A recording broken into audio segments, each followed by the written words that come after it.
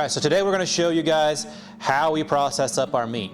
Today we're doing three white-tailed deer. We've got about 150 pounds of meat in the refrigerator. We're going to put a lot of meat away today. Erin's over here. She's finishing up doing some cleaning. Make sure everything's nice and spick and span first. Yeah, that's the big thing, right? When you're doing your butchering, you got to make sure everything's clean. So we went through. We've got our cutting board set up over here. Grinder and packaging set up over here. Got the mason jars ready to go for canning meat. We've got the Cabela's 1 horsepower grinder. It works pretty good. This is a used model. We bought this off of a friend. They upgraded to a new one, so we bought their old one. When we first started out, we were using a little cheap, like $60. I think they were half horse grinders, but you know, they were like $60 a piece. They worked really good for what we needed them for. It just took forever to grind stuff, especially if you're grinding 40, 50, 60 pounds of meat. This takes a long time with those little grinders. That thing right there will do it in, what, 20 minutes? Oh yeah, it's super fast. So this is definitely one of the most cost-effective ways for us to be able to age our deer. Put them in these bags, we stick them down in the crispers normally. In this situation, we ended up with too much, so we got them all the way through here. So it works well for us doing it that way. You know, what are the alternatives, right? It's 65 degrees outside, we can't hang them outside.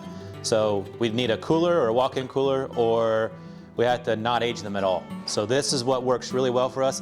It works so well actually that I've started to use this even into the dead of winter because it's so much more efficient. So most of the process, that's all it is. We're just gonna cut up pieces. We've found over the years that we prefer to have it in mason jars rather than putting it into the freezer. It kind of gives us kind of two reasons. Like, how do you feel about it?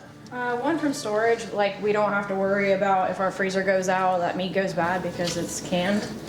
But also it just makes it easy to throw into meals because it's already cooked. Yeah, I mean, when you go to cook a deer roast, so number one problem we have with venison is that it gets really dry when you go to cook it like you would pork loin or a beef roast or something along those lines. So we found that if you can put it into a stew with like a tomato base or something that's going to really tenderize that meat up and really moisten it up, you get a much better quality product. So we prefer to put it in mason jars. It'll last for 5 years in a mason jar.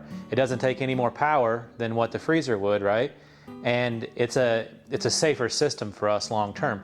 We can store that stuff if the power would go out, or if there's something that happens that we wouldn't be able to run the freezer. We already have all that meat in storage. That all we have to do is pop a can open, put it in with some tomato base, and we can really stew that meat up really nice.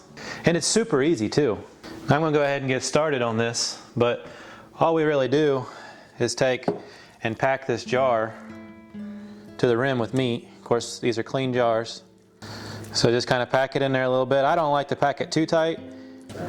And there you go, that's a meal's worth of meat right there. So we're just gonna take this. Yeah, I know we need a better tripod, right?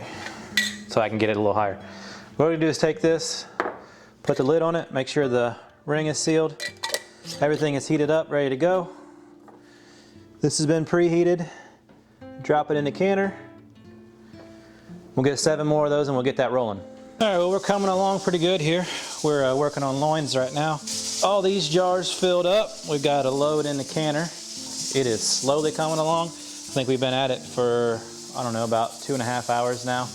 Need to work on these back straps right now. It's not too awful difficult. You know, the main thing is we're just trying to pull that silver skin off right there. And it's pretty easy to climb right up underneath this silver skin and just kind of pull it out. And you know, you can see the knife underneath of there as you glide down. That way you're not taking off a whole bunch of meat as you go. Probably need to put this knife through the sharpener again, but see, we just took a little bit of meat off the outside, but for the most part it's just that silver. That's a sinew back right there, so that's what helps the deer run down through there, and it's just so tough we don't really want to eat it. So a little good piece of trivia here. This is what the natives used to back their bows with.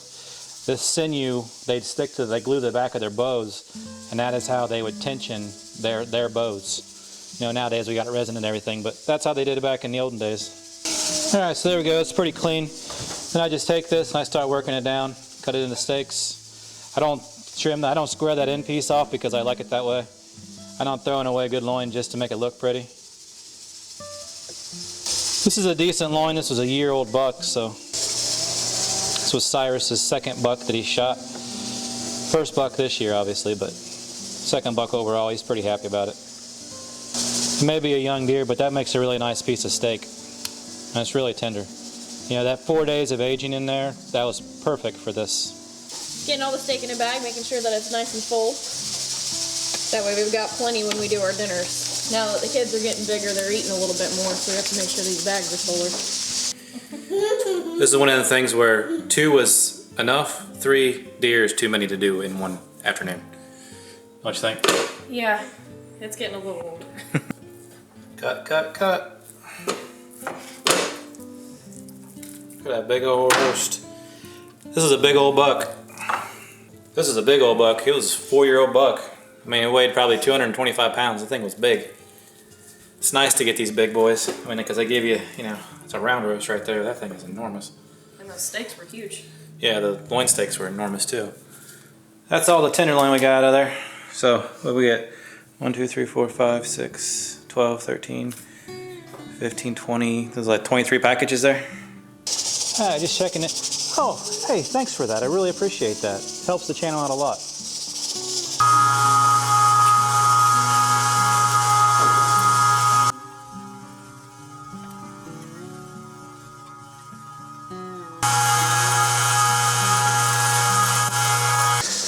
Would you believe it? We got it all cut up. I know. Feels good.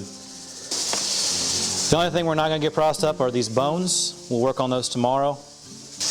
Typically what I like to do is take those and put all of the bones from one deer into a pot, boil that up for 7-8 hours, and then put it in mason jars. Typically that'll yield us about 7 quarts of broth. And so we should get another 21 quarts of broth out of these 3 deer. Mama's going through the labeling process. Just remember with game, you got to make sure you keep all your tags and numbers together. So we're marking all the stuff so we know what it is, which deer it is, and that way we can stay legal. So far it looks like we have about 40 pounds of ground meat over here. We typically put them in 2-pound bags. That's typically what we use in a meal. And we have 35 quart jars of meat. 35 jars is typically 2 pounds per jar, so that's 70 pounds of meat in the jars, plus the 60 pounds of ground meat, plus the 25 pounds of loins. So that's about 175 pounds off 3 deer, so that's not too bad. Well, that's all we got from the homestead. We're gonna sit here and listen to this rocker rock for another 15 hours. And get all this stuff in the freezer, get it frozen down tonight, and hope you all are having a wonderful season out there. Filling your freezers full. Fall is a wonderful time of year because there's so much food coming in everywhere, and the pantries are full and the freezers are full, and everyone feels great. I feel great. You feel great.